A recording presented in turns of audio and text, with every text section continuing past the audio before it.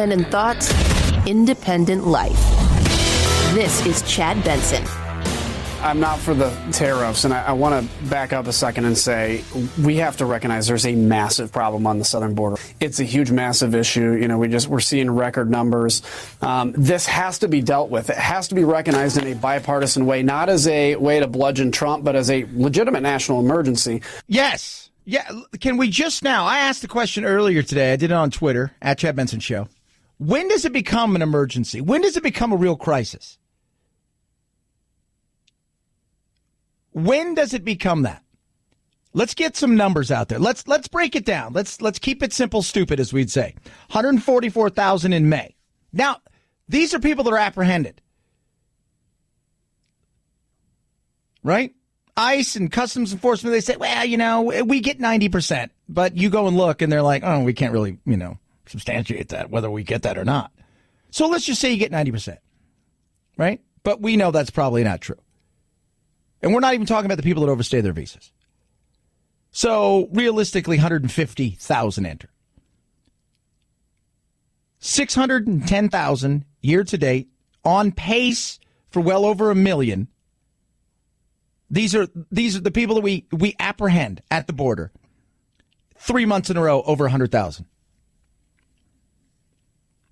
And let's throw on another, 100, 200,000, 300,000, the people that overstay their visas, that come here and never leave. Right? Let's throw that out there. So let's think about that for just a second when we talk about whether or not this is a real issue, because it absolutely is a real issue. Somewhere along the line, somebody's got to stand up and do something. I don't like the tariffs. I don't think they're a good idea, but it doesn't look like that is going to stop anytime soon.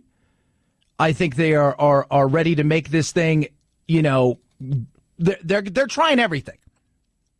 But can we put aside for just a second the partisan politics and the BS and say, all right, look, you know, I don't want Trump to win, but he's got a point, right? He's got a point. There's an issue there. I don't like the way he's going about doing things, maybe. But, you know, at the same time, hands up. It's a kind of our fault because we've ignored it.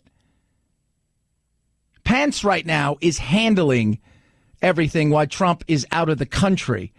And it is frustrating. How can you say 1 million people coming into if 1 million people showed up at the border today, 1 million people showed up at your border today, right? We're sitting here. I'm in Phoenix right now. We are just absolutely crushed by the people crossing the border. The services here, they don't even have places for them anymore. Over 35,000 since December have been dropped off here. And that's just the people that are dropped off here. What do we do? So let's say 100,000, 200,000, 500,000, 1 million people show up on your border. What do we do? Come on. Can we be honest about it? We've got a problem. It needs to be fixed. Is tariffs the answer? I do not believe so. And neither do the Republicans, but this is where he's headed. The meeting yesterday was positive. We welcome the efforts of Mexican officials to offer solutions to the crisis at our southern border. But we need Mexico to do more. Yeah, we absolutely do. Now, Reuters reported a little while ago that Mexico apprehended 300 people using their military and Navy at a border stop. Is that just hey, we're going to throw some stuff into the wind and see? I don't know. But something needs to happen. I think we can all agree with this. Whether it's a humanitarian crisis or it's an actual emergency. Because if we are going to fail to control our borders, if we're going to fail to actually do the things that need to be done because of the partisan BS, and we don't want to give Trump a win, and we don't want to seem like, you know, like we're bad guys, if we're going to allow people to use our laws against it, what are we doing at this point in time? I support what the president's doing on China because I think it actually probably should have been done 20 years ago. But you need to fight a trade war one front at a time, because what's going to happen, frankly, is Mexico, our largest trading partner now, if we end up doing these tariffs, it's going to affect my district in a really bad way. I have a strongly agricultural district. They've been hit not just by the current tariff situation, they've been hit by massive flooding and constant rain. So to add this on top of this, I think not only gives the Chinese opportunity to do better business with Mexico, it pushes us out of the way. That's Adam Kinzinger right there, right? Talking about the issues that his people will face in Illinois. I'm here in Arizona right now, and I will tell you this right now. It's our biggest trading partner. What we're going to lose. California, same thing. How we are going to pay for this with this, and how this is essentially a tax against Americans, is not a good thing. And that hurts also not only the jobs, right? It hurts the economy across the board. There's a better way of doing this. But when you're playing politics, and that's what this is all about anymore, it's about making sure the other side doesn't get a victory, even if it's better for the people, because it's not better for the party. And in the end, it's about the party. 323-538-2423 at Chad Benson Show is your Twitter. You could tweet at us again. Yesterday we talked about D-Day. So D-Day started the night before with the paratroopers coming in. Then the landings today. They are over in France paying their respects. And, you know, we think about the world that we live in now, right? And we talk about a lot of this craziness. But the reality is what they went through and the ages they went through. I talked yesterday about my friend Sammy Davis Jr. That was his real name and was not that Sammy Davis Jr. And how he had to have a sister. I think she faked or forged his signature so he could get into the Navy and do the things he did because he was young and he was still in high school. I think he was a junior. They were ready to go to war, and they were ready to fight against something bigger, because they saw what was coming and they saw the potential of what that was. And at the ages they did it, I couldn't even imagine it. I could not imagine it at all. Their mission is the story of an epic battle and the ferocious, eternal struggle between good and evil. Yeah, and that's what it was. And they stared it in the eye. And they fought. They laid their lives down. And remember that D-Day was just the beginning of what was the end, but it didn't come quick. It was just the beginning. In fact, it took almost 3 months before they had considered that portion of it done. Crazy. The amount of lives that were lost, the sacrifices made. And I think we need to remember that sometimes when we think about all the wackiness and the craziness and generational stuff. It is, we're losing these men and women and people of this era at a high rate of speed. And they are history. They are walking, breathing, living history. And we're able to debate the things that we're able to debate in today's world because they sacrificed. 323-538-2423 at Chad Benson Show is your Twitter. You could tweet at us. Touch on YouTube. Yesterday they made a decision that a lot of people were wondering, well, why did it take so long for them to do this? They said, we're going to have this new policy and it's going to be kind of a crackdown on extremist content. And they specifically said, they mentioned Holocaust and Sandy Hook denial. And they also said we're going to go after any group that says they're better than another group.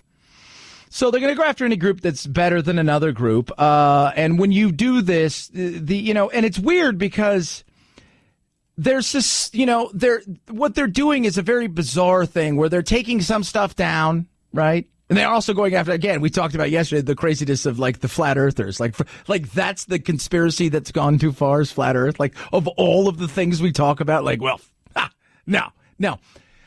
But then other ones, they're allowing them to stay on the platform. They're just demonetizing them, which is so essentially they're going to pull a few things off. We think what you said here was bad, but you're not bad, but we're also not going to let you make money.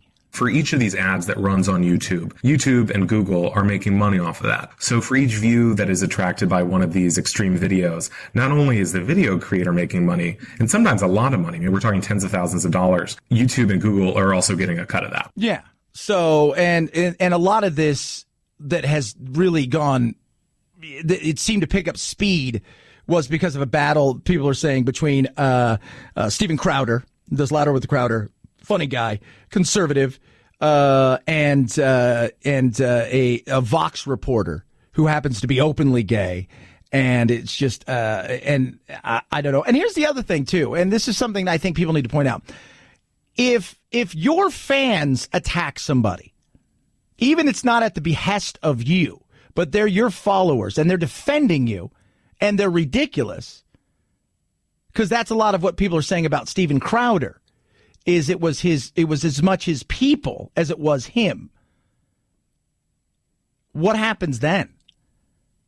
But you're also seeing that there are several other like professors and stuff who are angry because they're seeing their World War II stuff, in particular the Nazi stuff that they had up there, being pulled off that were classes and part of history, and they're frustrated. So this isn't going away anytime soon, and this and you know, it's the battle of free speech, and should we get rid of people? You know, is it speech? I've always said I'm a free market guy. I think we should have the things that are out there. Great thing is to be able to debate one another. If you're advocating violence, that's a negative, Ghost Rider. But if this is your viewpoint, I'm a free speech guy. But I also understand and I respect the fact that it's YouTube's platform, and they're able to do what they want with that platform. 323-538-2423 at Chad Benson Show is your Twitter. Slept great last night. I've had my MyPillow for going on 2 years. And I will say it has changed so much in the way that I sleep, because I didn't really sleep. And when I did sleep, it wasn't great. I'm getting 6 hours a night sleep, which is really good for me. And it's sound sleep, and that matters the most. And plus, when I take a nap, oh, thank you, MyPillow. So this is what they're doing for my listeners out there. You know all about it. It's, 10-year warranty, made in the USA, machine washable and dryable cotton. But they're giving you a chance now to get 2 premium pillows for under $70, $34.99 per pillow, lowest price ever offered to my listeners, and they're giving you a 60-day money-back guarantee, so there is nothing for you to lose. Try it. Put it to the test like I did, and I think you're going to be more than pleasantly surprised. You're going to say, you know what, I might need another 2 of those.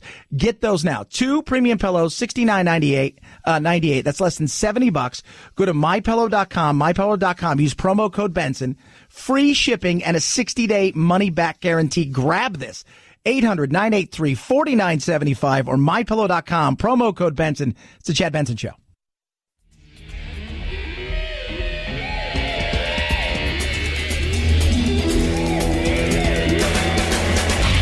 You go, boy. This isn't about right or left. This is just about right and wrong.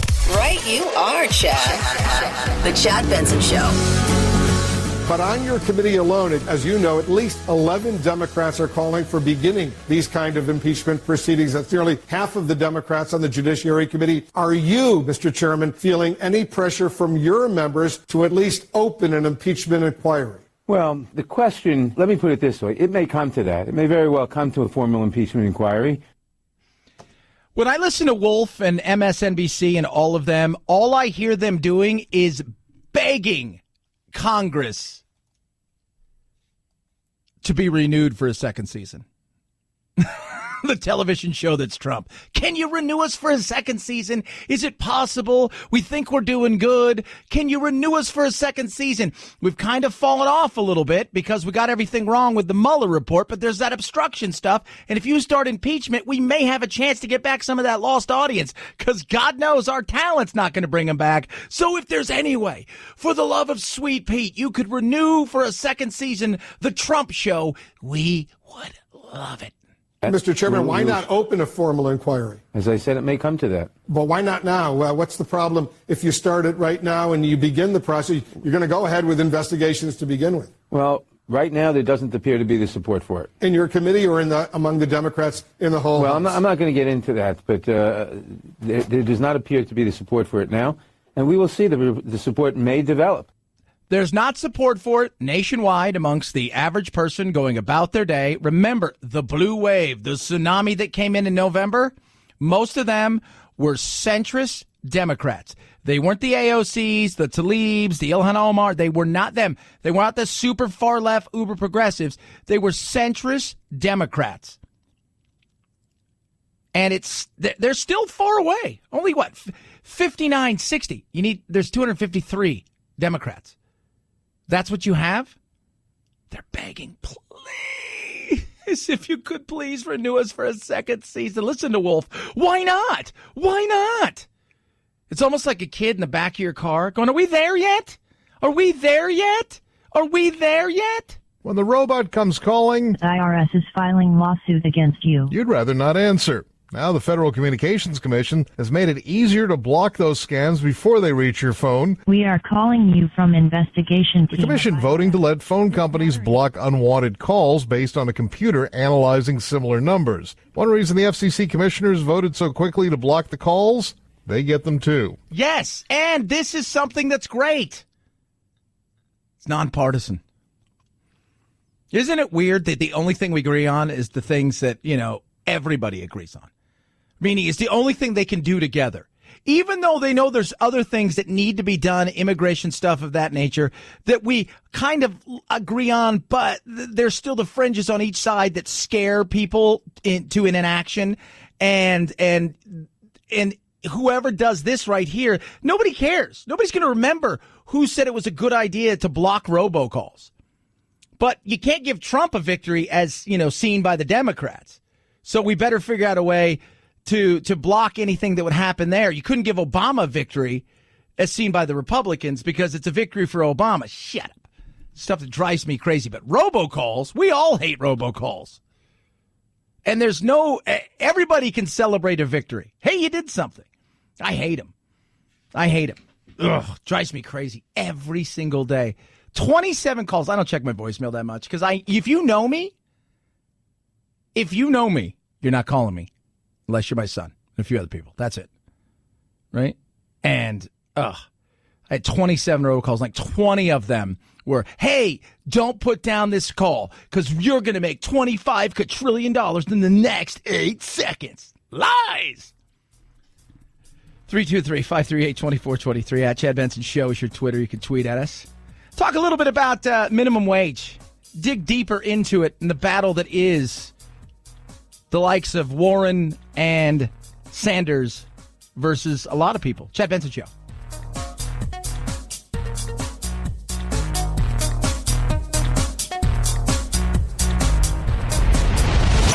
The Chad Benson Show.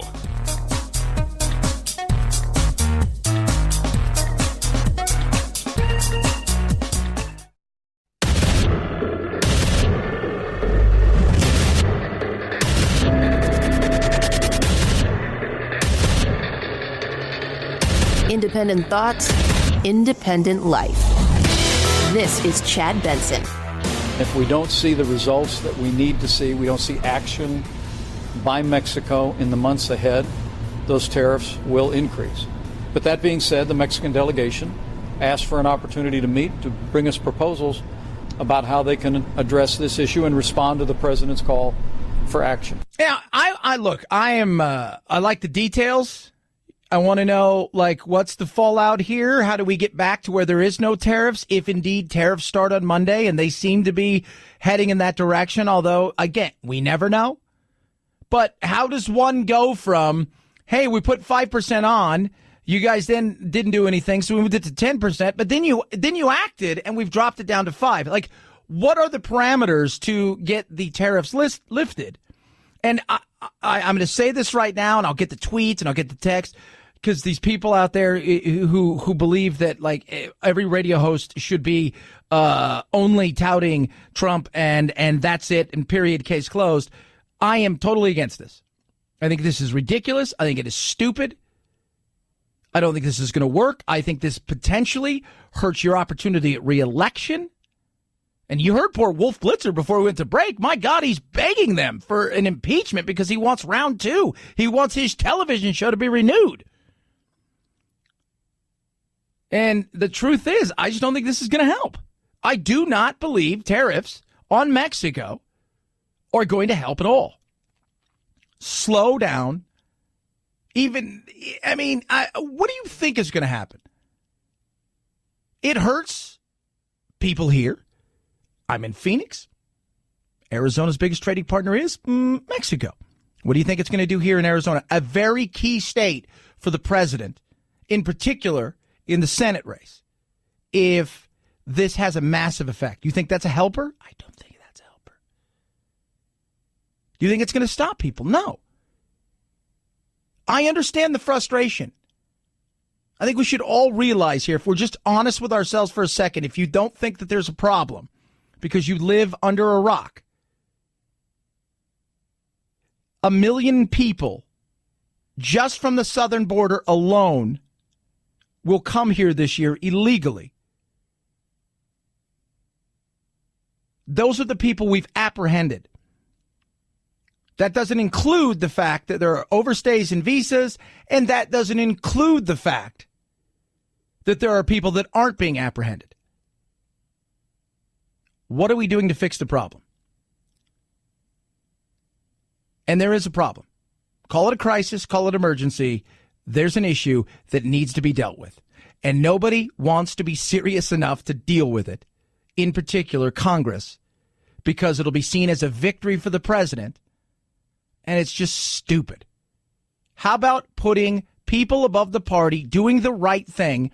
It's not going to be perfect, but what we have now is obviously not working. And if you cannot control your borders, you are not a country.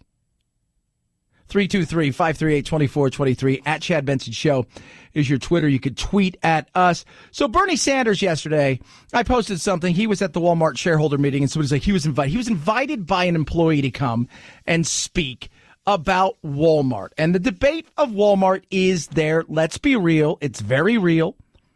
I don't want to subsidize Walmart and their workers. I also understand, too, that Walmart is a big employer in this country.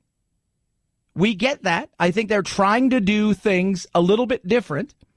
I don't begrudge what their CEO makes because, again, it's other people's money, and I don't care about other people's money. I care about my money. In saying that, when they come out and they say, hey, we should totally figure out how we raise minimum wage, that scares me a little bit. And we'll touch on that, but this is what Bernie had to say yesterday. Of Walmart making 1,000 times more than the average Walmart employee. Last year, Walmart made nearly $10 billion in profit. It paid its CEO over $20 million in compensation, and it has authorized $20 billion in stock buybacks, which will benefit its wealthiest stockholders. Surely, with all of that, Walmart can afford to pay its employees a living wage of at least $15 an hour. And it's an interesting thing, right, when you talk about that. And Walmart's CEO, Doug McMillon, has come out and he's addressing these issues about this. Now, where my concern comes in is big companies, big corporations like regulations. They're able to withstand regulations in a lot of way. And much better than a smaller business. And small business, I continue to say this, is the engine of our country. That's what small business is. It drives us in ways that you don't realize. For every one Walmart you see, how many little businesses did you pass along the way? So when they come out and say, oh, we got to do this, this, and this, I'm always skeptical. Just like with the social media companies and the tech companies, because they know the more regulations, the more red tape, the better position they're in to handle those things comparatively to other companies, especially little companies who don't have what they have. It makes it tougher on them.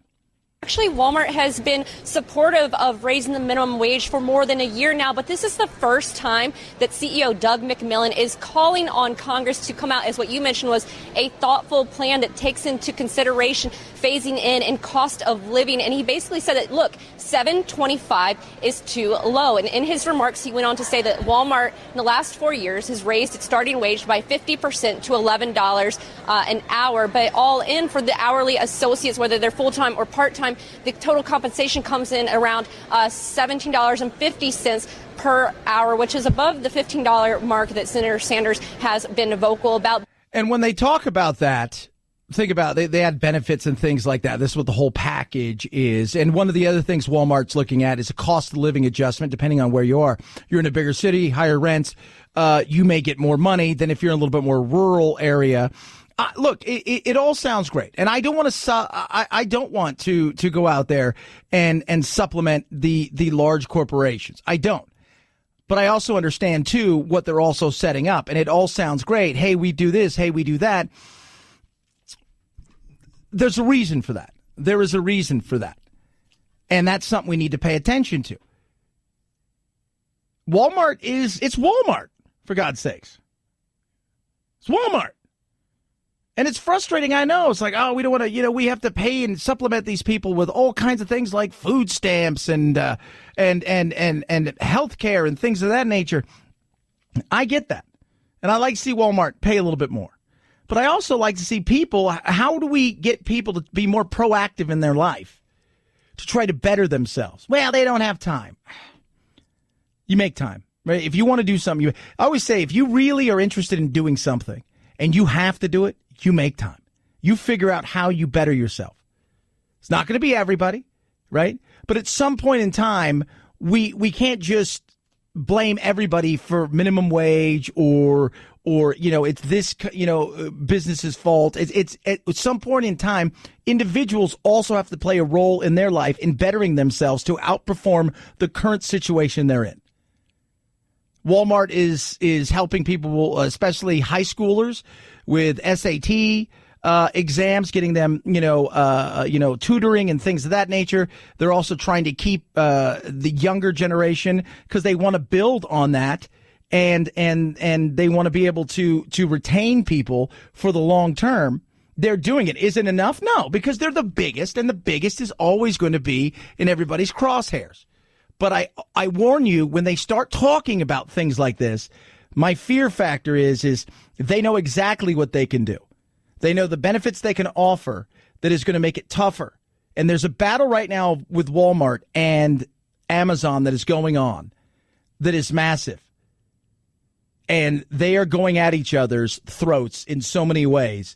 And I think the way they look at it is there's enough for 2 of us, but not enough for 10 of us. We could take each other on, or we can figure out how to make it so Congress comes in, and that's where crony capitalism comes in, because it's going to do what? It's going to put a hurting on a small business down the street more than it is Walmart if you raise it $1 or $2 or $3 an hour.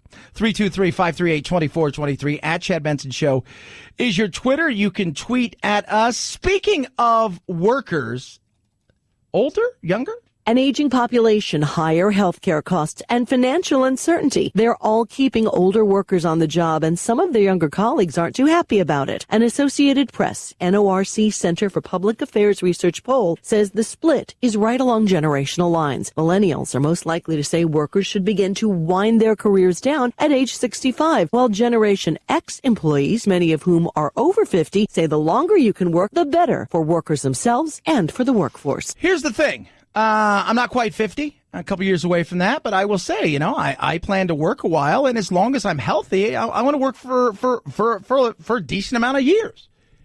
And it's not like, remember, 65 was that kind of golden thing, 62, you retire, you get the gold watch and a little pension, and you die 3 years later. We're living longer, we're healthier, we're looking for other things to do, so it's going to be a very crowded work environment for a while. And on top of that, it's going to be a very awkward work environment, because you're going to have a younger generation who has their own ideas of how they want to do things, who have their own ideas about social justice, their own ideas about a lot of things, coming into a workplace that has been, in many cases, a different world. And there's going to be some awkward times as well. And, some people are going to be looked at as dinosaurs because, you know what? When you're younger, you think you know everything. And the older generation doesn't know a thing. And you and I both know that's a bunch of crap. But I think as long as you're healthy, keep working if you want to. 323-538-2423 at Chad Benson Show is your Twitter. Just got a text in from Santa Barbara. Hey, Chad, you're obviously against the tariffs on Mexico. You say there's a better way, but you haven't given any reason. We've tried to work with Democrats. They don't want to do anything. No, the better way is for Congress to come together and do it. But it's never going to happen because we live in a world where your team versus our team versus your team. Anything that gets done is a victory for your team and a loss for the other. It's not a victory for the American people. It's not a betterment for the American people. It's not the right thing to do for the American people. If it was me, I would bake into the new trade agreement lots of work visas, make it very similar to Europe as far as instead of everybody being able to move in between the countries, X amount of work visas to bring people here. Asylum you must apply for in the country that you are in. It's not hard to do. It isn't. But we're not going to come at it in the way that should happen because of the fact that we will not allow the other side to, quote unquote, get a win. And that right there is not a good way to run a business, not a good way to run a country. It's frustrating as hell. The founding fathers wanted us to debate. They wanted us not to go too far one way or another. They set it up in such a way that we don't. But I don't think they thought, well, they'll just not do anything. Yeah. 323-538-2423 at Chad Benson Show is your tweet. That's where you tweet at me, right in my face. Hey, CandidCo.com. What is Candid? Candid is the place where you go and you say to yourself, I'm looking at doing something with my teeth. I want them to brighten them, but I'm also needing them straightened. And you don't want braces. You don't want adult braces. You don't want to do that. You don't want some of these other ones that are so expensive. What you want is Candid. Now, what they do is they have an orthodontist who's licensed in your state. They're going to create a treatment plan this for you. They're going to even have a 3D preview of what your final results are going to look like. And it's going to be amazing. They actually have orthodontists, not dental professionals like other companies.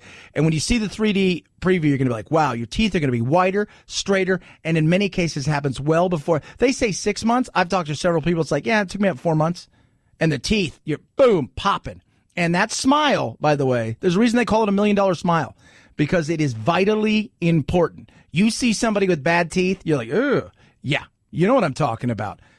65% less. That's what Candid costs. What are you waiting for? You're going to get $75 off right now. Go to candidco.com/Benson. That's candidco.com/Benson. Clear aligners, better, quicker, and brighter. That's what your teeth are going to look like, and straighter. Woo! Candidco.com/Benson. Candidco.com/Benson. It's the Chad Benson Show.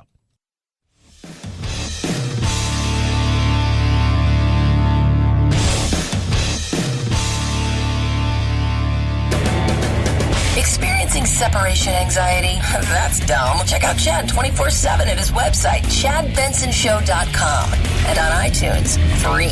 The Chad Benson Show. Never feel lonely again.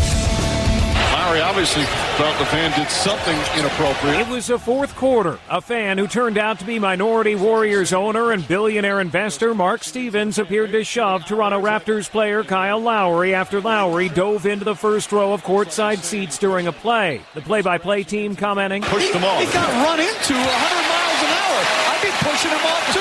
The NBA's not laughing. It says as it reviews what happened, Stevens is no longer allowed to attend NBA games, and the Warriors are apologizing for his conduct. Yes, and let me tell you, okay, because we have to, in the woke world, I was just telling the guys, I continue to hit the snooze button in the wokeness. Minority owner doesn't mean he's a minority. It means we got there's got to be this chart. He's a white dude that's a billionaire that owns a portion of the Golden State Warriors who sat in the front row. Kyle Lowry went diving after a basketball. He kind of shoved him off, and then they got into a little tiff, and that's it. You would explain stuff. No, okay, here's the way. Minority means something different in this. He's an owner. He's not a minority. Oh, okay. Oh, my Lord. 323-538-2423. At Chad Benson Show is your Twitter. You could tweet at us. Oh, man, I'm telling you.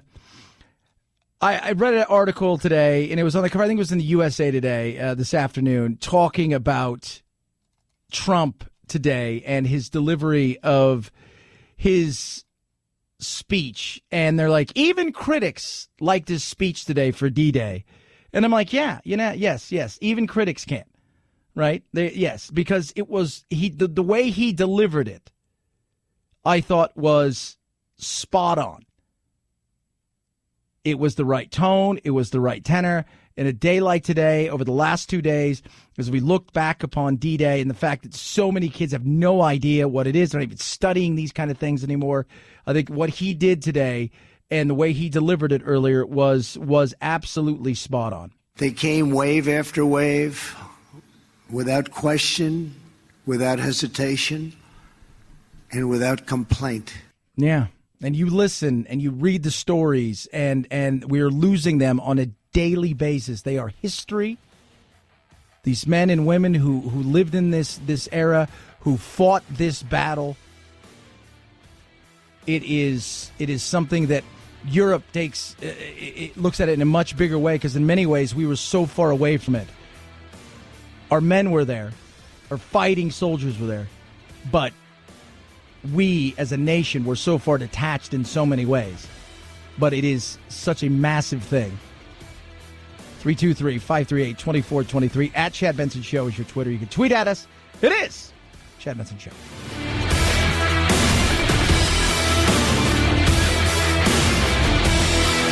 This is the Chad Benson Show.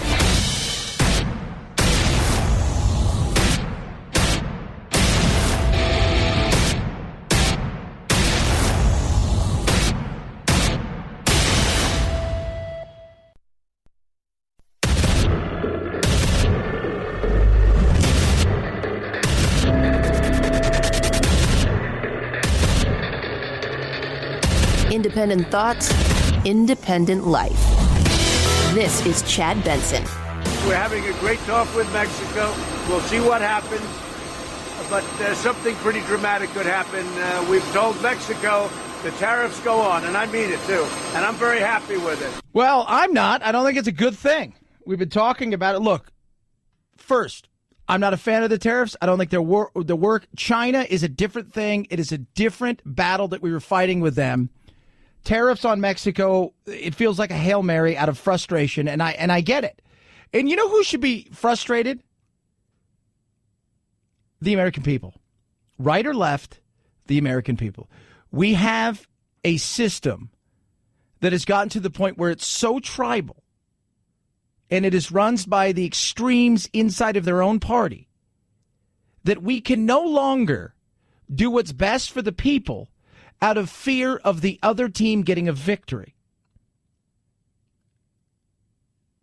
New analysis by Princeton, who's been looking at the data and forecasting where we're headed based on historical numbers. And again, past performance is not indicative of future.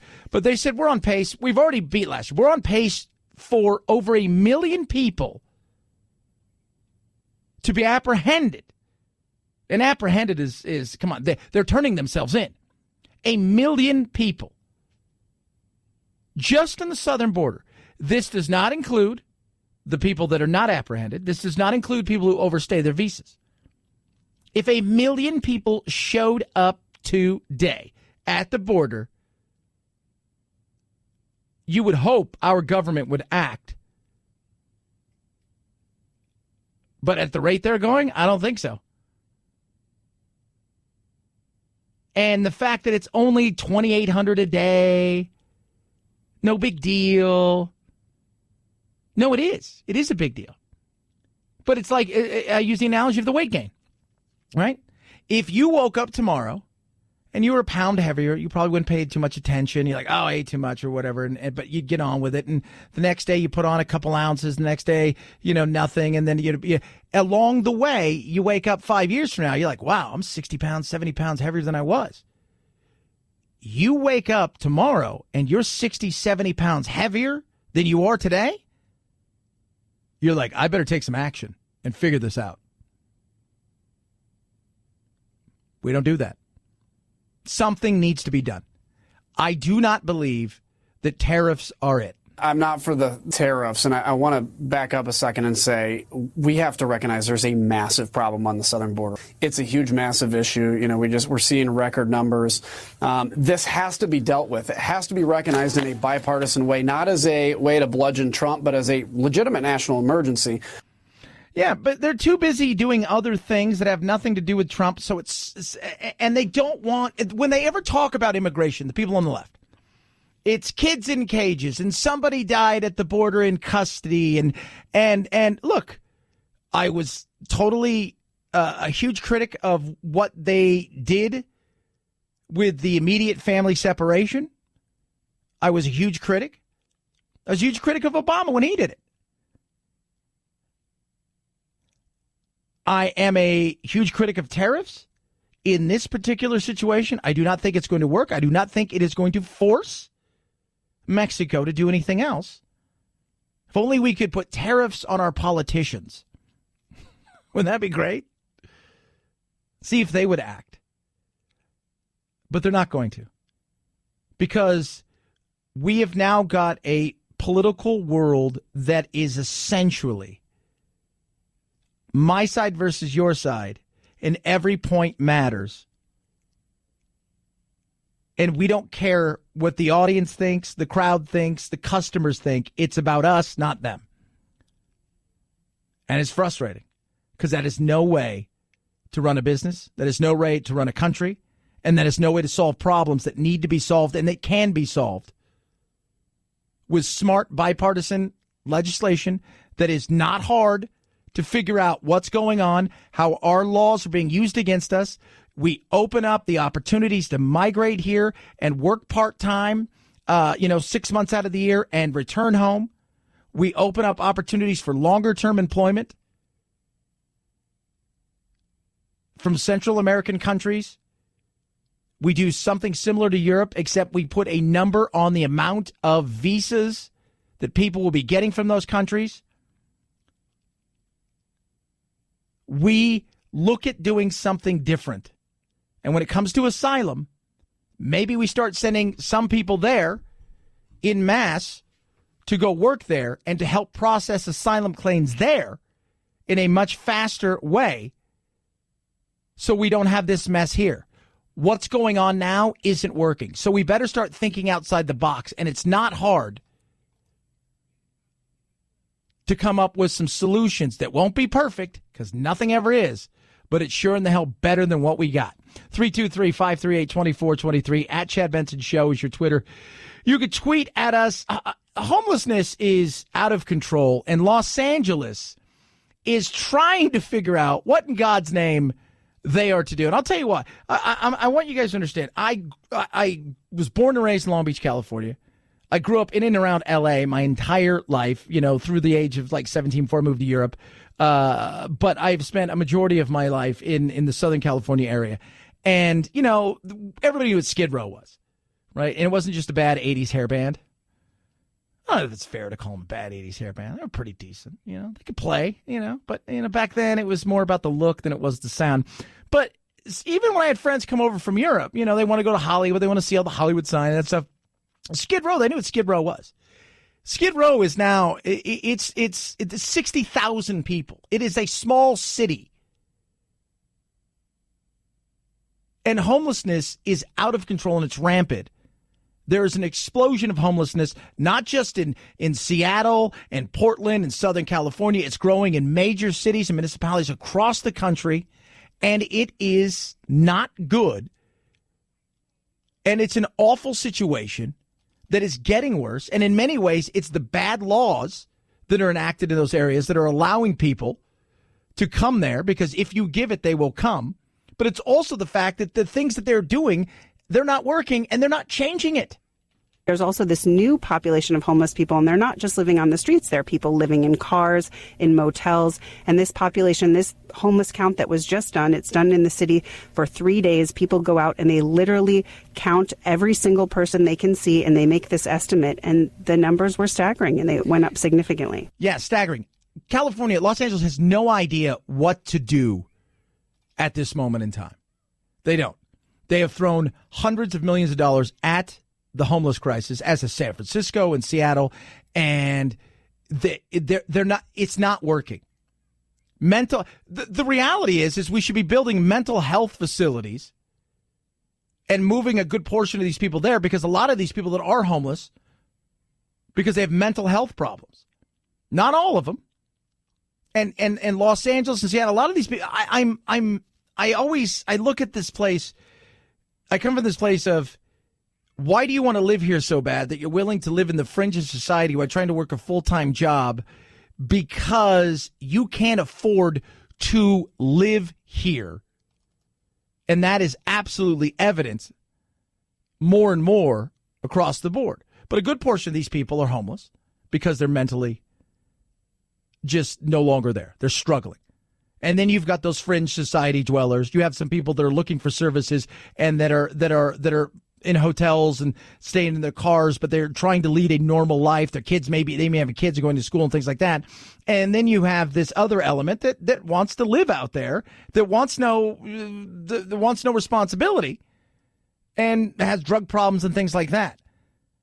But a lot of this is from those kind of people that need opportunities and they're looking for services. You've got to think to yourself too, why are you staying in a place where you're never going to be able to afford to live there in any real fashion? Clearly, the disparity between rich and poor is increasing. Rents are increasing, even as the economy is thriving. So you wonder, is it just a California problem? I don't think it is. I think it's a national problem.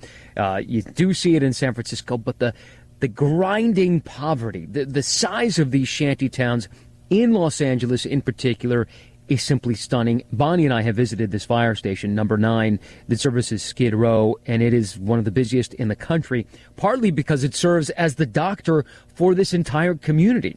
Yeah. And that's crazy. And you have diseases spreading, medieval-like diseases. Like, it's a third world country. But I just love the fact that Los Angeles saw the number, right? So they see this number of homeless explosion going up. They see the number of money and dollar bills they've thrown at it, and they start to say to themselves, why isn't it working? Well, maybe we need to throw more money at it. No. At some point in time, doing the same thing over and over is insanity, as we all know, and another dollar is not going to help you get there. You have to start thinking outside the box and change the path you're on. I've seen it in Oklahoma, right? You've seen it in Louisiana. You're seeing it in major metropolitan areas and even middle-sized cities across the country.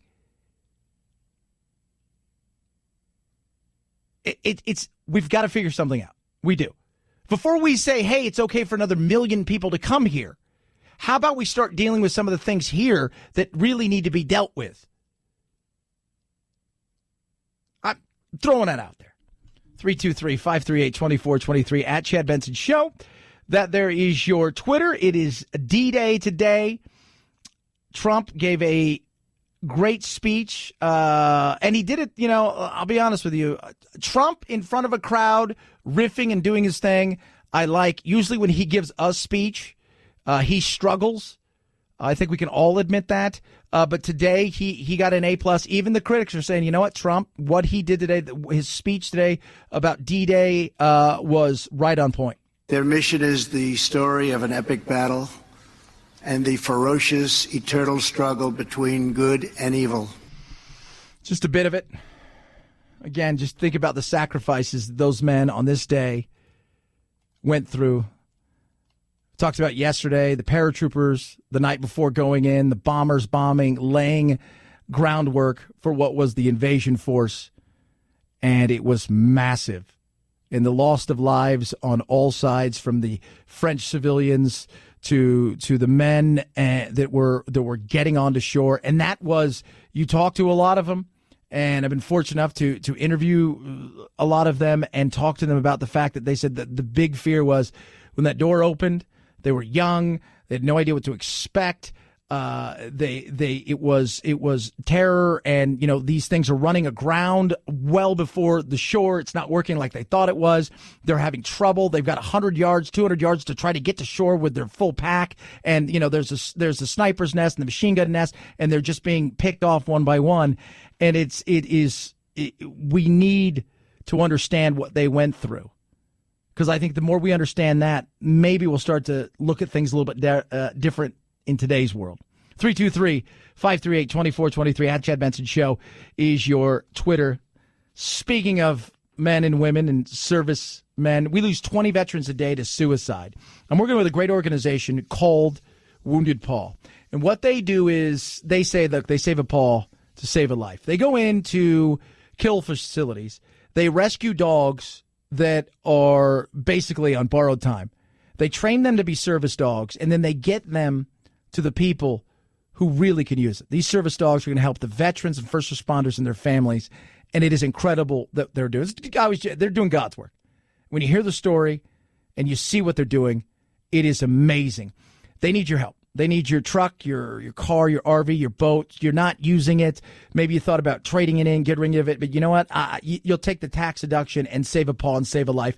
How do you do it? Simple. Go to woundedpaw.org, woundedpaw.org, or call 844-678-4PAW. That's 844-678-4729. Remember, it's a tax-deductible gift. And if you don't have a car, truck, or RV to donate, guess what? They'll take cash as well. Woundedpaw.org. It's the Chad Benson Show.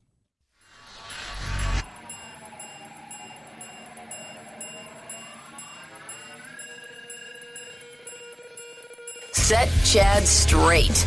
Text the show, 323-538-2423. That's 323-538-CHAD. Someone has to do it. Might as well be you. The Chad Benson Show.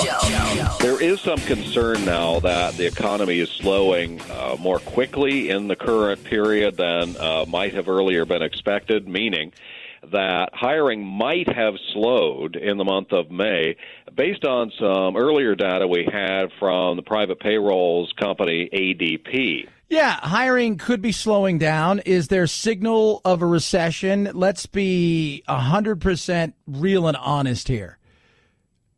The economy is going to play the biggest part in this upcoming election, and if the economy gets hurt because of tariffs, if it goes on for too long, in particular, I think with Mexico, I think a lot of people understand right and left what's going on with tariffs in China and the battle that's going on there. Even though, again, I'm not a huge fan. I'm a free market guy, but I get that. But if it goes on too long, Trump may be looking at it one term. If the economy slows down to a crawl and indeed we go into a bit of a recession, that is not good. And I think he understands that. But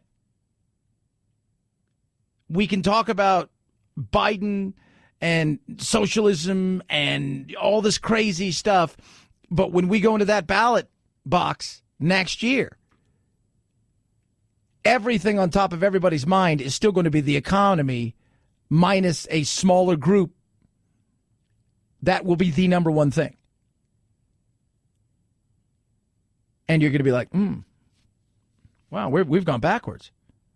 The economy's strong. He's going to be tough to beat. If it falls, not going to be that tough. 323-538-2423 at Chad Benson shows your Twitter. So I just got a picture of a graduation cake. Apparently, producer Phil, the person at the place where they got the cake had to ask how to spell graduation and wrote 20,019. So I can't have nice things. Country. Oh, jeez. 323-538-2423. At Chad Benson Show is your Twitter. You can tweet at us. Let's talk about the Supreme Court, something that is also very important. You see Roe v. Wade. You see all the battles that are going on there, how important courts are. We're going to talk about courts. Adam Carrington is going to join us from Hillsdale College, talk about SCOTUS, court packing, and all of that stuff. Straight ahead, Chad Benson Show.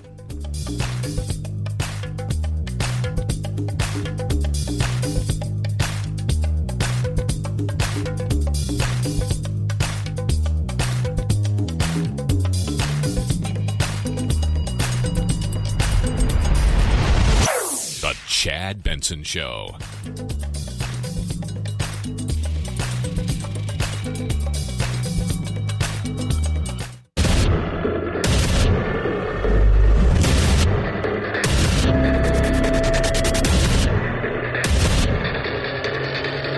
Independent thoughts, independent life. This is Chad Benson. There's a proposal that would have 5 Democratic justices, 5 Republican justices, who would then elect another 5 justices. In my opinion, that further entrenches or enshrines the partisanship that we're seeing play out in the court right now. Instead, I think having term limits, which perhaps reduces the level of partisanship and certainly the anxiety and the bitterness of the discourse leading up to those confirmation proceedings, I think that can be even more helpful. Beto O'Rourke right there. He wants to be president. He was born to be president, but all he does is apologize, talking about SCOTUS and court packing, term limits, the whole 9 yards. So let's talk about those things with somebody who gets it. Assistant professor of politics at Hillsdale College, Adam Carrington, joins us now. So you listen to him there, and the whole thing was SCOTUS, because obviously, I tell everybody, Trump's legacy, like many presidents' legacies, are in many ways unseen but are felt, and that is the actual court itself. And what do you think when you hear Beto talk about that?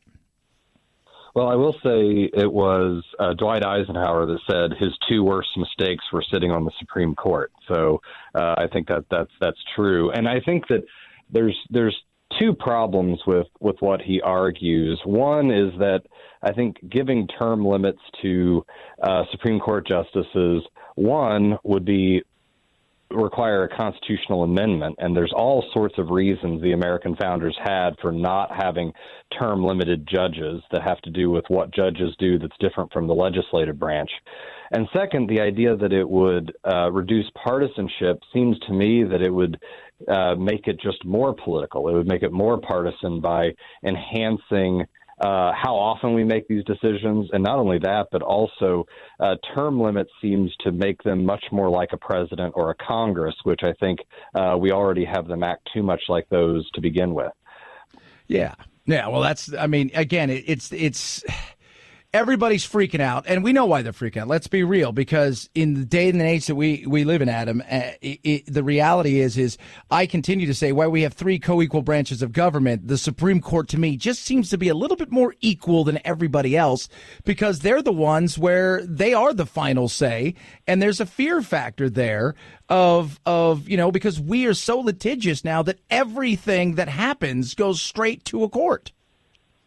Yes, and this is a serious problem that that I think he's trying to deal with a symptom rather than the underlying problem. Why are courts such a huge deal?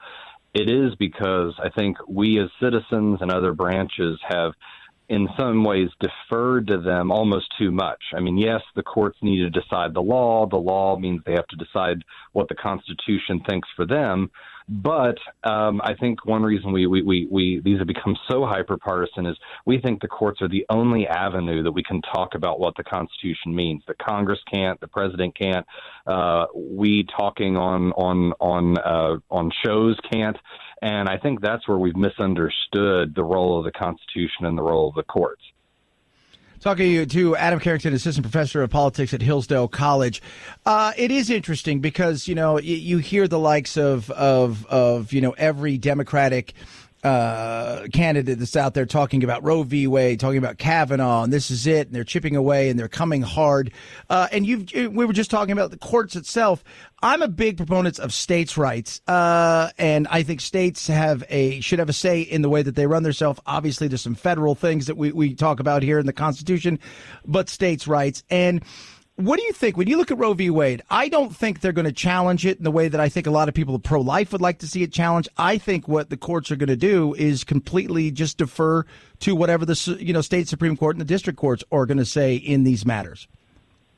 I think that, and by the way, finding a principled defender of federalism is sometimes hard to find. Sometimes the person that wants states' rights is the person who hasn't won the last national election. So bravo to you on that. I would say with this, a lot of people think that if Roe v. Wade is overturned by the courts, that it would mean abortion's banned automatically everywhere. That there is no Supreme Court justice that has ever made that argument. I sometimes scandalize my students when I have them read the last major abortion decision, Planned Parenthood v. Casey. The beginning of the dissent that wanted to overturn Roe by Justice Scalia said, states can have abortion on demand if they want. They can ban abortion from conception if they want. The Constitution doesn't say. And that is what, if you ever got a majority to overturn Roe, it would basically, as you said, go back to what do state courts think, what do state legislatures and executives think, what do the voters think. It would actually be 50 different states trying to figure out what they think is right and best here.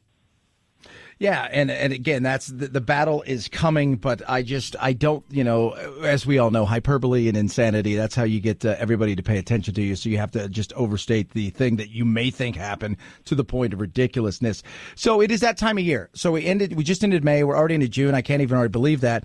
And this is when people who look at, who follow SCOTUS understand that there's a ton of stuff coming.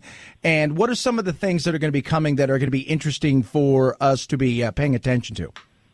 Yeah, I jokingly call this SCOTUSmas, the time of year where if you're a Supreme Court nerd, you get all your presents. And some of the biggest ones are going to come down. And just two maybe I'd highlight. One is this cross case. There's an 80-foot memorial to World War I veterans that's being run by the national, by governmental parks people. And the question is whether it violates the Establishment Clause that this large cross is being run or manicured by the government. So that's going to be interesting, the role of religion in public life. And there are a couple other cases, Kaiser v. Wilkie, Gundy versus United States, which may on the surface seem like it wouldn't matter to many people.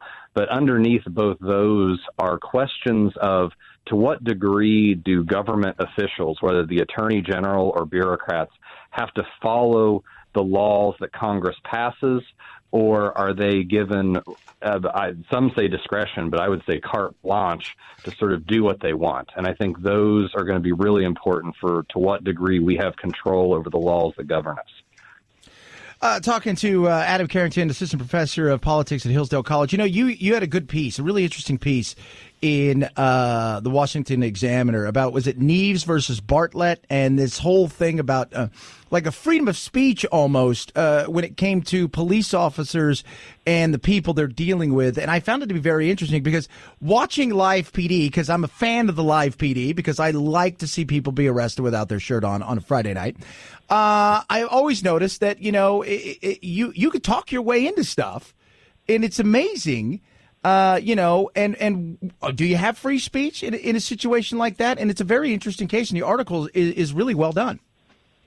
Well, thank you. And I think what has to be said is, most police officers are good, upstanding people doing what you need to do. And often when they arrest people, it's because they're being disorderly, because they're being violent, because there's some reason for public safety you have to do it.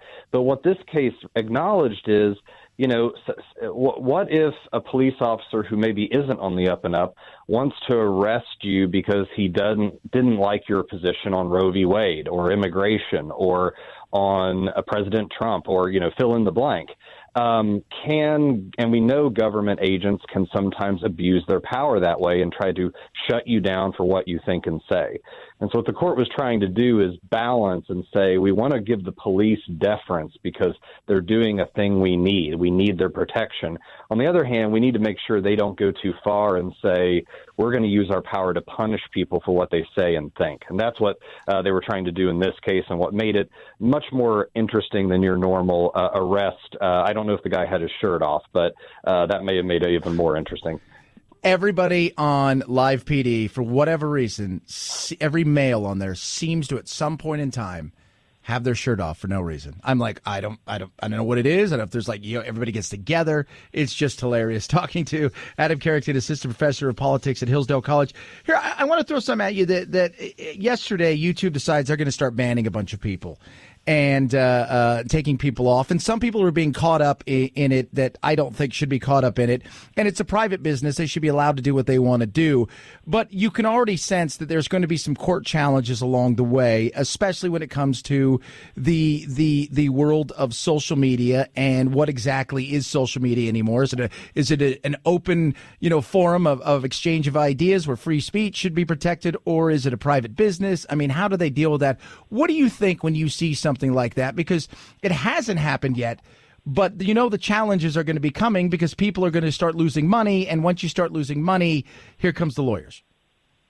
Yes, and you're right. The debate is, what do we do with private monopolies? What happens when a platform that isn't the government basically has overwhelming power to dictate, in this case, the exchange of ideas? And I still hope and think that there are enough people out there that want free speech, that what you can do is not have the government dictate or take it over, not have a government take over. But what that requires is free citizens to be aware and to be willing to deplatform, to say, if Facebook is going to act this way, if in this case YouTube is going to act this way, we're not going to use it, and we're going to use an alternative. I think that's at least the option at this point. That said, I think people should be taking very seriously which is more important, watching cat videos on YouTube or asserting that there should be, even in the private sphere, a open place for discussion.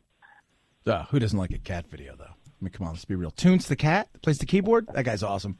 I'm just saying. Saying. I like a cat. Everybody likes a cat and a dog thing. We know that. But I'm a big proponent of, it's your business. You should be able to do what you want. And I understand that, just like if you want to bake a cake for somebody, these are your ideas. This is what you believe.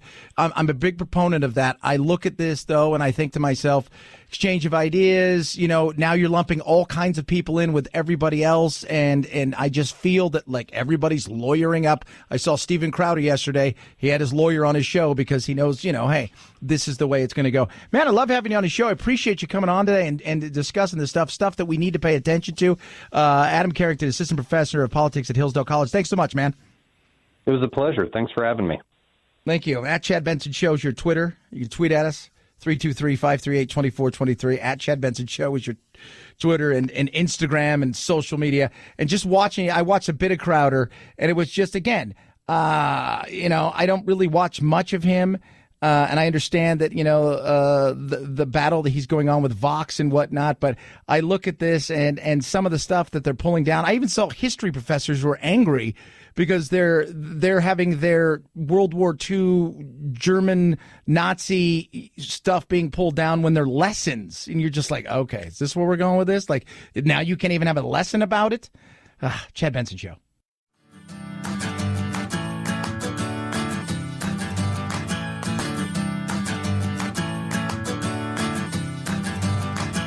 Running with scissors sounds great compared to this. Say We talked to the homeowner tonight, and he simply denied that his front yard display resembled a swastika. The neighbors aren't buying it. When the cement display in the form of a swastika started taking shape this week outside Steve Johnson's home, neighbors noticed. Is it a swastika? Hey, lady, you can call it what you want, man. As far as I'm concerned, that's a Tibetan, sign that's way back before, swastikas was even invented. Now, in fairness to the homeowner there, Mr. Johnson, he is absolutely correct in that it is a Tibetan symbol. In fairness, the Buddhists have used it for a very long time. In fairness. That's in fairness to him. But yes, it's a swastika. Say what? And it is big. And it's right there in his front yard. It is right there. What does it represent for you? It doesn't represent anything. It represents me not having to pull weeds over there in that part of my yard. That's what it represents to me. Vince Paynell has lived on the block since 1967. Well, I'm of German descent, and the swastika and the Nazi thing offends me greatly. I'm very ashamed of it. Others are worried about their property values dropping. But what do you say to the neighbors who find it offensive? What do I say to them? I tell them I love them. You're saying when you look at that, you don't see a swastika. What is a swastika? Well, it is a symbol that the Nazis used on everything. Yes, and it is other places. And if you go to temples, you go to place, yeah, you will see it, and you're like, whoa. But let's be real, just for a second, right? And the giant swastika in your front yard that represents the place where you don't have to pick anything up.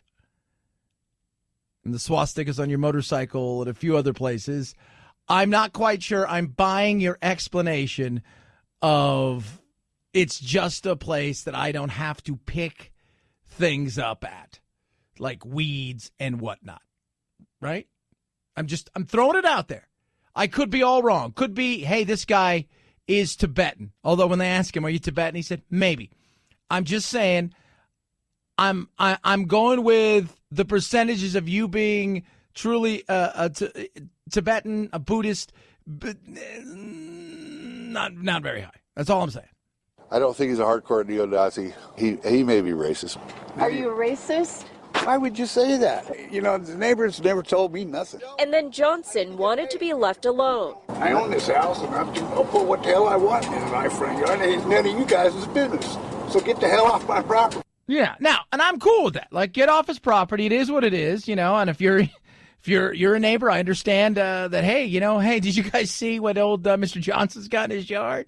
You're like, nah, what? He's got a giant swastika where the garden used to be. What do you mean? Yeah, it's right there. Get out of town. When you see it from above, you're like, whoa. People are crazy. I don't get it. I don't live there. And his little house, you look at it, you're like, oh, he's got all these motorcycles and stuff.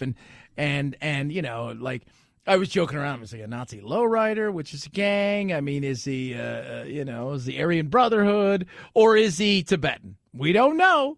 But what I do know is I don't live next door to him, and that is a good thing. 323-538-2423. At Chad Benson Show is your Twitter. You could tweet at us. Today, Trump in France paying his respects to the men and women who really, you know, the men on D-Day who did what they did, who threw themselves in harm's way, and he gave a masterful speech, and which is not his strong point. His strong point is working the crowd, but not off a teleprompter, just by being Trump. But today he did a great job. You are among the very greatest Americans who will ever live. You are the pride of our nation. You are the glory of our republic. Yes, indeed. Absolutely. 323-538-2423. At Chad Benson Show is your Twitter. You can tweet at us. Love hearing from all of you. Check out thechadshow.com. You can go right to the Chad Show, and you can grab yourself stories, fun facts, little things like that, and the podcast absolutely free. I'm just saying. Check out the Instagram as well, and check out the Facebook page. It is the Chad Benson Show.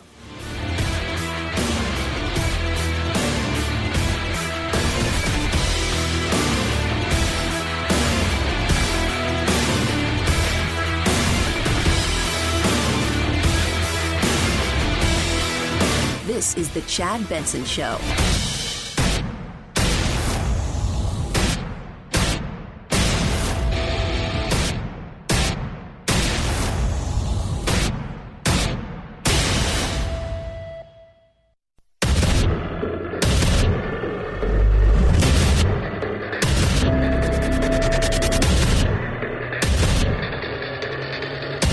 independent thoughts, independent life.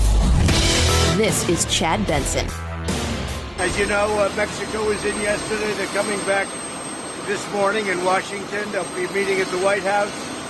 I think a lot of progress was made yesterday, but we have to make a lot of progress. I don't know what progress is going to be made with tariffs. I just don't. I don't know what is going to be done that is going to change. I don't even know what the more that I read about this, I'm still trying to figure out what are the parameters, right? Is there some sort of, hey, if you can cut immigration, last month we had 144,000 that have come here. If you can cut that in half, we'll remove those tariffs. And that's right. I said 144,000.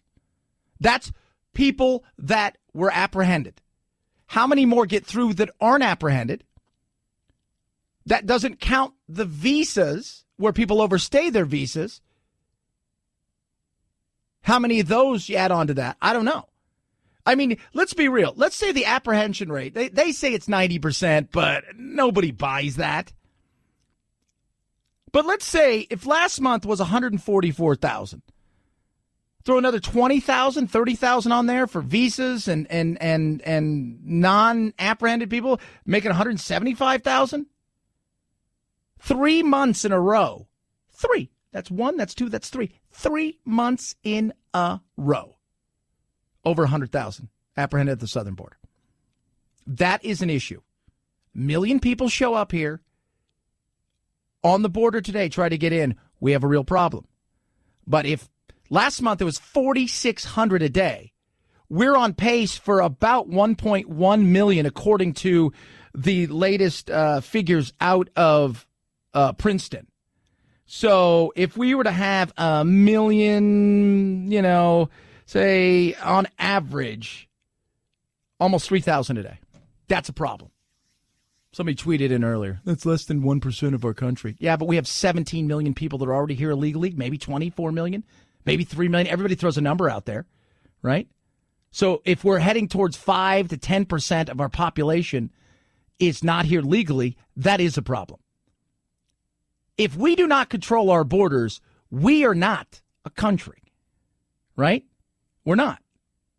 We must do something about this, whether you deem it as a humanitarian crisis or you look at this as a real emergency, as the president does.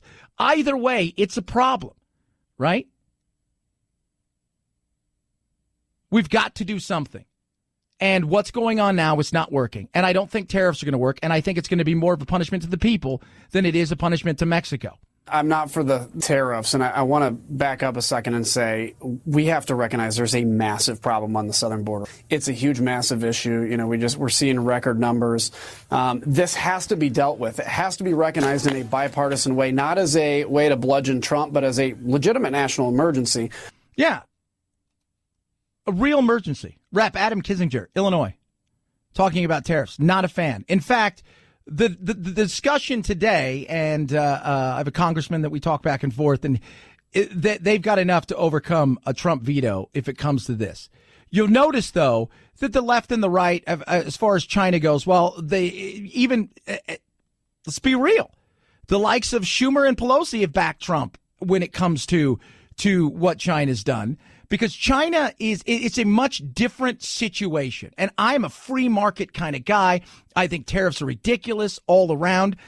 But China is a much different issue than Mexico. And I don't think it is going to stop the flow of people coming here illegally. And it's only going to hurt our economy. I support what the president's doing on China because I think it actually probably should have been done 20 years ago.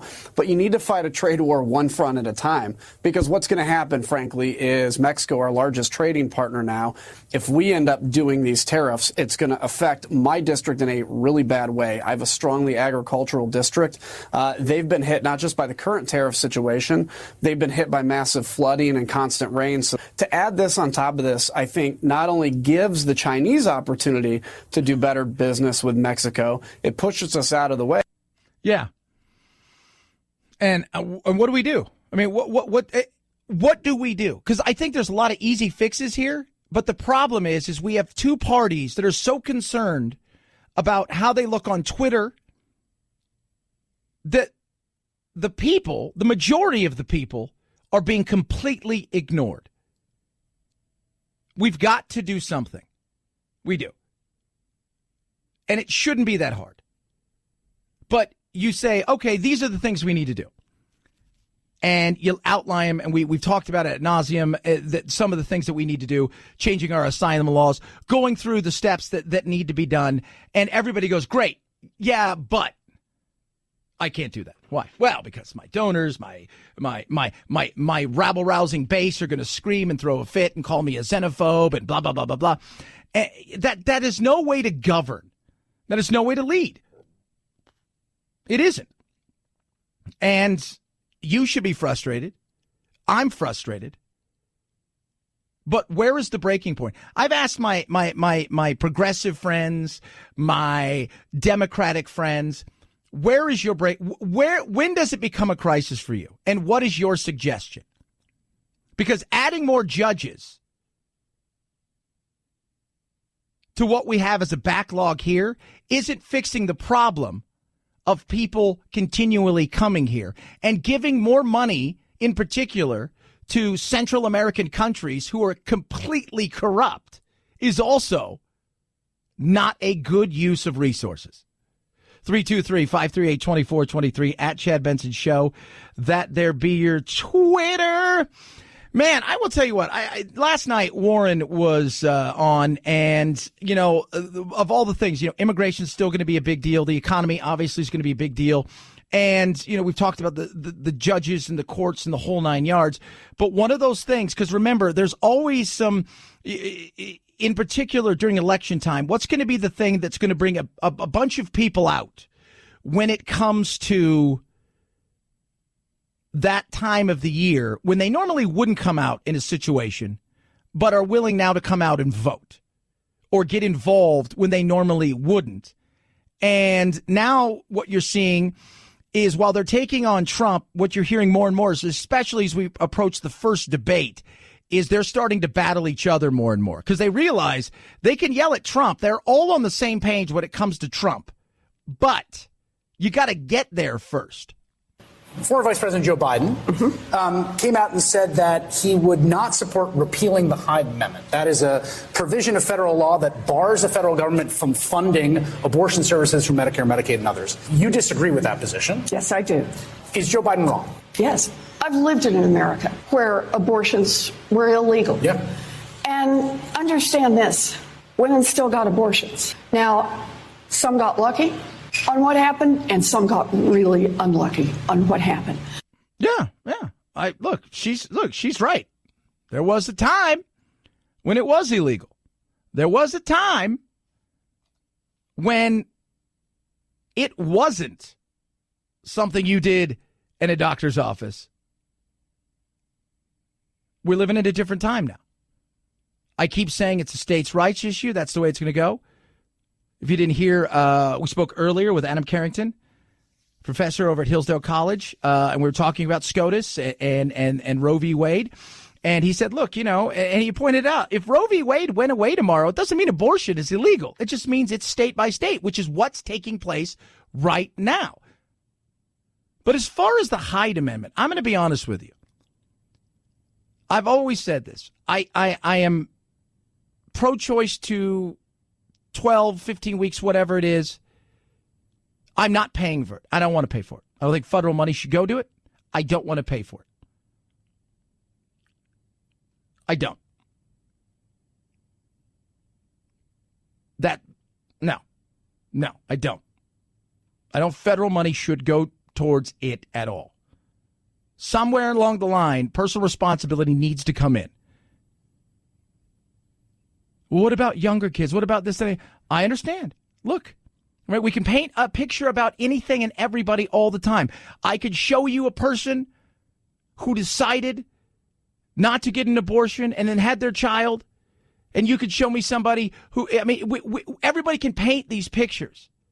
But I've always said along the way, you do you. I don't want to stop you from doing you. There is a certain level, I think, where we need to come up with, and that's the thing we talk about, whether it's 12 weeks, 14 weeks, this, that, and the other. I get. When does life begin? The whole 9 yards. But I also don't want to pay for you being you. I don't. Under the Hyde Amendment, under every one of these efforts to try to get rid of Roe versus Wade, understand this. Women of means will still have access to abortions. Who won't will be poor women, will be working women, will be women who can't afford to take off 3 days from work, will be very young women, will be women who've been raped, will be women who have been molested by someone in their own family. We do not pass laws that take away that freedom from the women who are most vulnerable. So, and look, I understand what she's saying, right? But you go to the extremes. This is what we do. We go to the furthest reaches of the extremes in way too many cases on both sides of the aisle. And I'm sorry, I just don't want to pay for it. And this is going to be something that you're going to hear a lot about, the Hyde Amendment, where no federal funds can go to pay for an abortion. And they want to recall that. They want to codify. You're going to hear all that. This is going to be a big, big thing moving forward. And I don't know if that's good or bad for the president. Because just as much as you hear so many people, you see the marches in the whole 9 yards, remember, there's a pro-life march as well. And a lot of people on the pro-life side, they get ignored. Their numbers get ignored. And it's not just old white men. 323-538-2423 at Chad Benson Show is your Twitter. You can tweet at us. Today marks the anniversary, the 75th anniversary of D-Day. In defeating that evil, they left a legacy that will last not only for 1,000 years, but for all time. And whether you like Trump or not, I even heard Joe Scarborough said today, yeah, he got this right. His speech was really, really good. He got this right, and it was a good ceremony. And I think Trump delivered on that. You can debate who he is as a person, but this was another one of those things where I believe he delivered the right tone and the way he went about delivering it, even though so many people go, he's a Nazi. He's not a Nazi, but he needs to shut up with that. That is so stupid. 323-538-2423 at Chad Benson Show is your Twitter. You can tweet at us. I'm thinking, you know what I'm thinking, Producer Phil? I'm thinking I'm going to get, when we start putting the wall up on the border, we're going to get them a bunch of Blink home security cameras. It's a great idea. So we knock on the door. We're like, we don't know you. You need to go away. Blink is incredible. They've got these new cameras, right? So home security is so easy. They ask all these burglars, people who do this for a living, like if you're going to go to somebody and try to figure out how to best make your product the thing that it needs to be, you go to the people that you're trying to defeat. You find them and you say, hey, burglar, how do you pick a house? How do you case a joint? Simple. We knock on the door if somebody's home. No, that's not the path of least resistance. We want that. That's where Blink comes in. They got these new cameras. Incredible. Blink XT2 cameras. Detect motion, right? So somebody gets near your cameras. Boom, on it comes. Smartphone app, which you have your Blink smartphone app. It's going to send you a little video so you know exactly who it is. It's got a two-way talk back so you can talk to the person. If it's the kids, it's the person delivering a package, whoever it is, or somebody who's nefarious. You tell them, get out of there. That's what you do. Do it in the voice like that, too. Blink is incredible. It starts under less than $100. Imagine home security, less than $100. There's no contracts, no subscriptions. It's simple to set up, wire-free, a couple AA batteries. It is amazing what you can do. Plus, you can also have the live feed motion inside. So many things that you can do with Blink, and it's so inexpensive to protect your home, your loved ones, and your stuff. How do you get it? Simple and easy. Go to blinkprotect.com/Benson. That's blinkprotect.com/Benson. Blinkprotect.com/Benson. Blink cameras are available on Amazon and at Best Buy. Blink is an Amazon company, and it works with Alexa. It's the Chad Benson Show.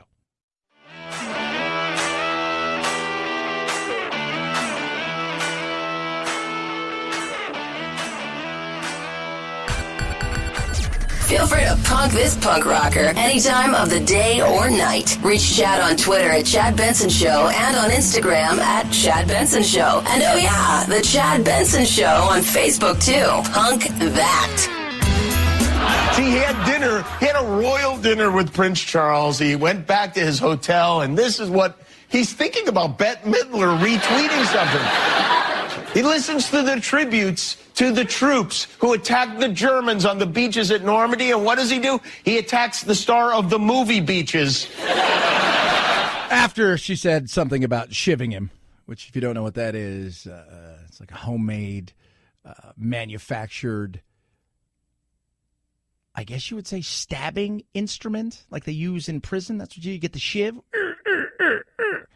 And then she deleted that, and the battle is on. He called her, what, like a washed... This is the stuff that frustrates me. Like, stay out of this. You do not need to be engaged in an argument with De Niro, an argument with Bette Midler, an argument with any of these people. There is no reason for you to be arguing and or talking about these people. Stay out of it. Those are the things that frustrate me. Like, there's just no need. There's just no need. What she said was stupid, right? She deleted it really quick. But stay out of it. Like, that's the thing where, you know what? First of all, the office itself, would you have said that about Obama? No. Are you kidding me? It'd be racist and all these kinds of horrible. Oh, but we love him in the whole 9 yards. So you shouldn't say about this president, because the office, no matter what you think of the man or the person in there, it deserves more of your respect. But as the president, stay above it. It's that simple. Hi, Cross. I've been married to my husband for 40 years, and I love him dearly. He's a good man and a good husband. My only problem is he's become a diehard Trump supporter. Dun, dun, dun, dun. That's David Crosby answering questions. And it's very interesting what he had to say to a woman who said, hey, my husband, of all these years, love him. He's the best husband in the world, but he's a Trump supporter. Oh, wait till you hear this. 323-538-2423. At Chad Benson Show is your Twitter. You could tweet at us. Plus, there's a woman in Florida who decided to, she couldn't just live in Trump's world anymore. So she took it into her own hands, literally. Trump derangement syndrome. Very real. Very real. The Chad Benson Show.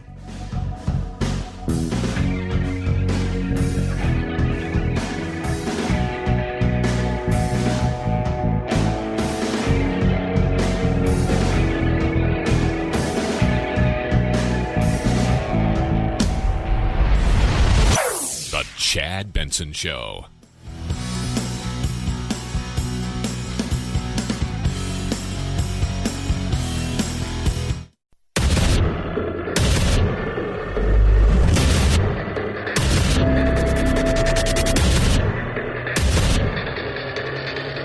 Independent thoughts, independent life. This is Chad Benson. Hi, Cross. I've been married to my husband for 40 years, and I love him dearly. He's a good man and a good husband. My only problem is he's become a diehard Trump supporter. Dun, dun, dun, dun. He's driving me completely insane, naturally. How can any otherwise rational man support that moron? Would it be crazy to end my marriage over political differences? Mm-hmm. I feel your pain. The guy's a snake oil salesman. It's a scam. You have to be pretty stupid to buy it. So I can't say any positive stuff about your husband. You might want to be looking around for somebody else. Oh, there's David Crosby right there. Why anybody would ask that. But that's it. You should end your marriage based on the fact that your husband has a differing of opinion than you. Well, Chad, is he? I don't get it. When did it become illegal and terrifying to have differing ideas and opinions?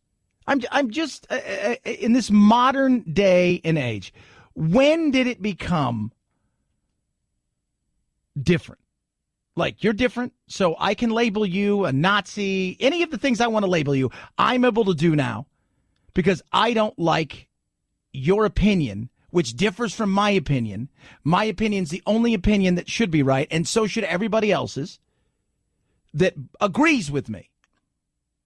And because of your differing opinion, whatever that opinion may be on whatever subject, I'm being persecuted. Ralph Waldo Emerson had a great quote. And he said, "Let me never fall into the vulgar mistake of dreaming that I am persecuted whenever I am contradicted." And I think people need to soak that up for a second. Differing of opinions, no matter what they are, doesn't mean you're being persecuted. You're just being contradicted. Somebody else is raising other questions that you may not be thinking about or have been, and have different answers to the questions that you have because you didn't dig deep enough, and vice versa. It makes you shake your head. Oh, goodness me. I mean, Trump derangement syndrome for some people is real. There are people listen to this. This is, I think it's MSNBC, right? This is MSNBC. This is Nicole Wallace, who in the middle of one of her things stops down. Now, she's supposed to be a journalist. We know that, look, both sides have their little fiefdoms now, Fox, MSNBC, CNN. But you would think, okay, at some point in time, at least give us some, pretend, if you will. Listen to this. Ask you guys something uncomfortable. A serious question.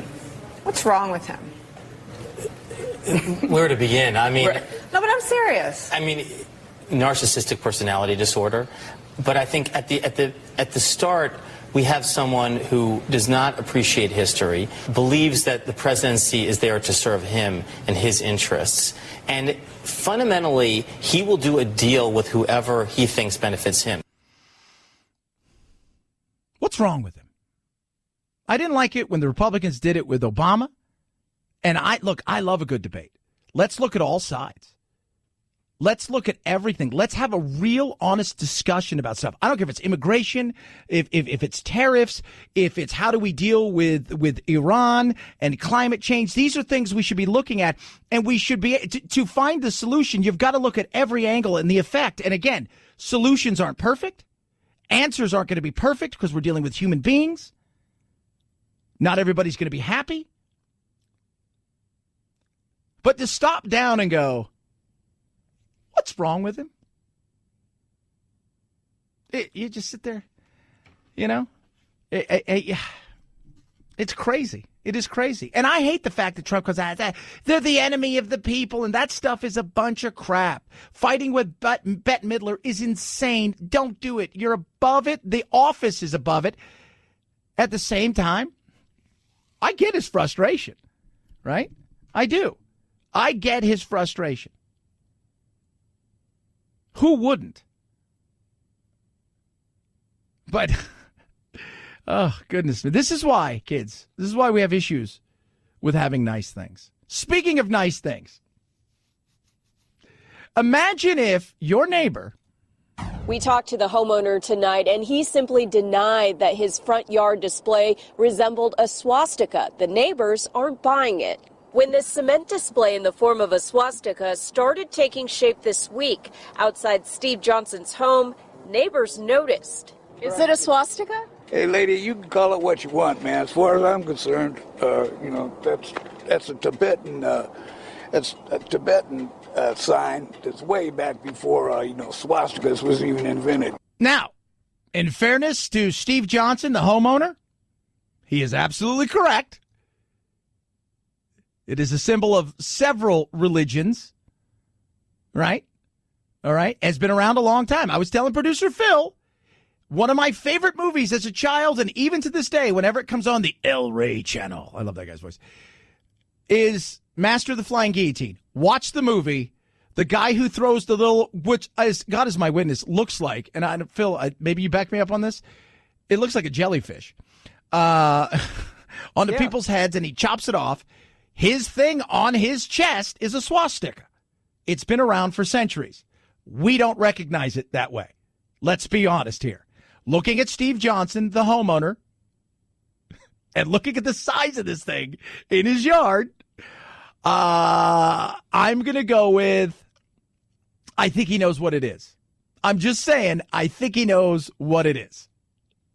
What does it represent for you? It doesn't represent anything. It represents me not having to pull weeds over there in that part of my yard. That's what it represents to me. Vince Paynelt has lived on the block since 1967. Well, I'm of German descent, and the swastika and the Nazi thing offends me greatly.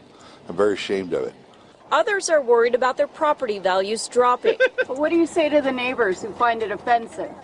What do I say to them? I tell them I love them. You're saying when you look at that, you don't see a swastika. What is a swastika? Well, in our modern day world, it is a It represents the Nationalist Socialist Party and evil. What did it represent at other times? Well, it represented other things. We are not in those other times. You are not living in India and several other places where the symbol has been around for centuries and centuries. No, you are not.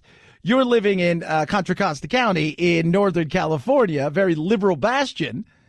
And producer Anthony goes, what do you think he is? And I said, well, I watch enough shows and I've read enough that, he's got enough motorcycles and stuff. There's a lot of things that you may point to.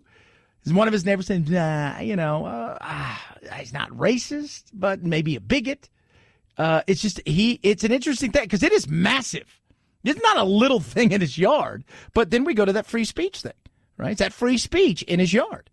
Because you'd have to, how some of the neighbors noticed it is interesting. I guess walking by, you'd have to really kind of stand over it. But when you have a drone or a helicopter above it, it's massive. I don't think he's a hardcore neo-Nazi. He may be racist. Are you a racist? Why would you say that? The neighbors never told me nothing. And then Johnson wanted to be left alone. I own this house, and I'll put what the hell I want in my front yard, and it's none of you guys' business. So get the hell off my property. They asked him, are you Tibetan? He goes, maybe. I don't think he is. It is. So if your neighbor put up a swastika in the front yard,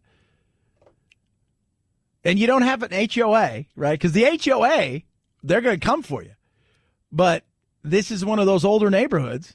In his little house, probably worth like $1.5 million. But they said he's got swastikas on his motorcycle. They said he's got other symbols elsewhere. That's a tough one, though. And there's a free speech thing. There's a free speech. I like how some people, I'm really worried about property values. Oh, California. 323-538-2423. At Chad Benson Show is your Twitter. You can tweet at us. Immigration front and center, as you knew it would be. Continuing. What are they going to do? What are they not going to do? Because supposedly Monday, and this is Monday, tariffs go on at 5% on all goods, I guess,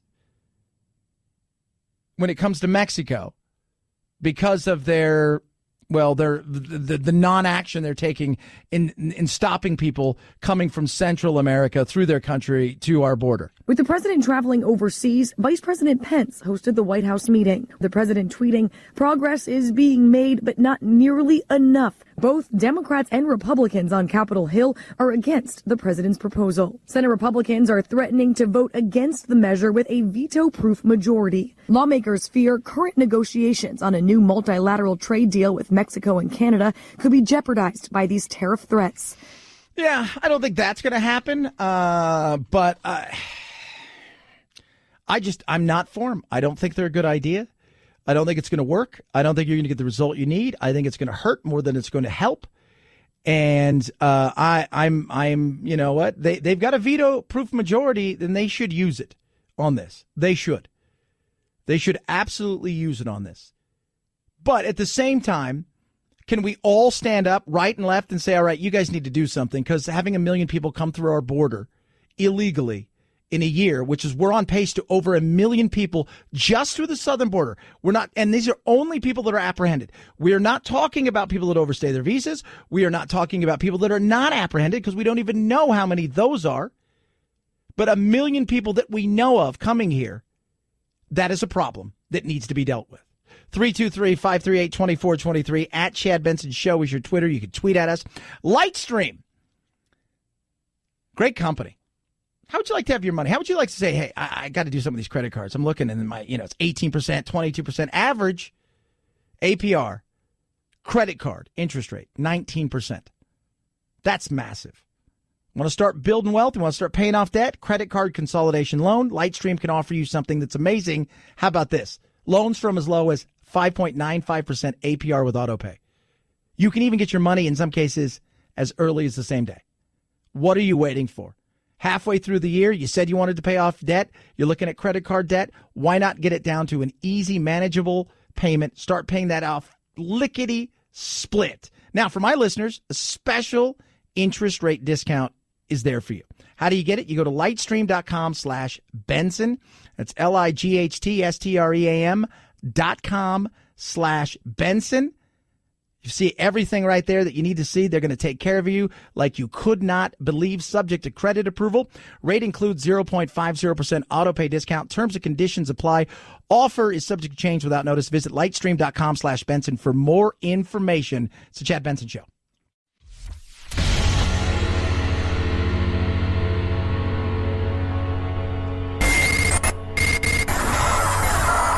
No fake outrage here, just the real thing. The Chad Benson Show. 10,000 men shed their blood and thousands sacrificed their lives for their brothers, for their countries, and for the survival of liberty. Trump finishing up the ceremonies today. I think he got it right big time today with his speech, 75th anniversary of D-Day, and it's again, what they fought against was every man in every country, all hands on deck, man, woman, and child. We're all pulling in this direction. We're all rowing in this direction. And on that day, it was what they did, the sacrifices that they made were just incredible. 323-538-2423 at Chad Benson Show is your Twitter. You can tweet at. Somebody just texted in or tweeted in about, hey, Chad, it's a topic, on your show. It seems to be quite a bit the woke world or the I'm offended class. And yeah, it is. And part of that is because I want people to understand our founding fathers, they never worried about a foreign enemy. They were far more worried about us taking us out on our own. And I see that happening more and more on a daily basis in the way that we are going about and voluntarily, slowly but surely, dividing ourselves. And you could say it's the president. Look, we've been divided for a very long time. Is it louder? Yeah. And what's it going to be like with another president? Do you think that that's going to end automatically, that if Trump leaves, that magically tomorrow that we're not in a situation where we're divided? No, of course not. It's still going to be there. It is. And when we stop having diversity of thought and stop looking at each other as Americans and start looking at each other as, whatever we look at each other, the red, the blue, the right, the left, the progressive, the conservative, it's not a winning situation. It isn't. And when we want to talk about diversity, I continue to tell people, until we have true diversity in the mind, where we can accept people for their differing beliefs and able to listen to one another, we're not going the places we think we're going to go until that happens. And we should. We absolutely should. 323-538-2423 at Chad Benson Show is your Twitter. You can tweet at us. I found this to be very interesting. So yesterday, Bernie Sanders hanging out at Walmart, and it was like, well, he was invited to Walmart. He was invited to Walmart by an employee who wanted to come, and he wanted to talk about how much money the CEO of Walmart makes. Of Walmart making 1,000 times more than the average Walmart employee. Last year, Walmart made nearly $10 billion in profit. It paid its CEO over $20 million in compensation, and it has authorized $20 billion in stock buybacks, which will benefit its wealthiest stockholders. Surely, with all of that, Walmart can afford to pay its employees a living wage of at least $15 an hour. And, Walmart is, saying, yes, we should look at raising the federal minimum wage to $15 an hour. And the debate can be, I'm again, free market kind of guy. I'm very skeptical when big corporations come in. Big corporations love regulations in a lot of ways. They do. They love things like this because they're able to handle it in a much better way than you're able to handle it if you're a small business. You're not set up for it like they're set up for it. And when you think about the fact that what drives this country is the small business owner, that's not a good thing. I don't want to subsidize Walmart and with the money they make, but we pick and choose these battles. Case in point, Rihanna's worth $600 million. She's now the richest female artist in the world. She made a ton of money last year. When she plays a concert, like Jay-Z plays a concert, guy taking tickets and person giving you a hot dog and a beer, selling T-shirts, they're not getting what they're getting. Why is there no backlash about, well, Chad, it's totally different? It's no, it's not. We pick and choose these things. And I'm always curious about that. I think there's a better way of going about these arguments. But once again, nobody wants to hear all sides. They want to hear a side. 323-538-2423 at Chad Benson Show is your Twitter. It is D-Day, 75th anniversary. We're going to leave you with this today, your useless information. Ike Eisenhower, he actually wrote a letter, and it was ready to go with it, about the failure of D-Day, taking 100% responsibility for it. Think about that for a second. Have a great rest of your day. Night-night, Jack. This is the Chad Benson Show.